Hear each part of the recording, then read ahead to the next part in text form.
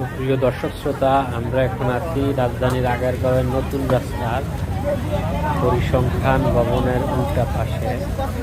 এখানে fish barbecue খাওয়ার জন্য আসছি। এখানে চিকেন সহ বিভিন্ন ধরনের মাছ, সামুদ্রিক মাছ, তেলাপিয়া, কোরাল এবং নানান ধরনের মাছ এখানে বারবিকিউ করে বিক্রি করা হয়।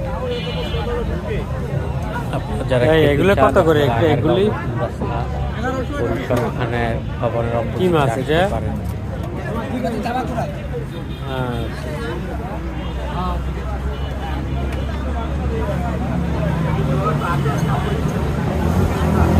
আর তেলাপিয়া কত করে?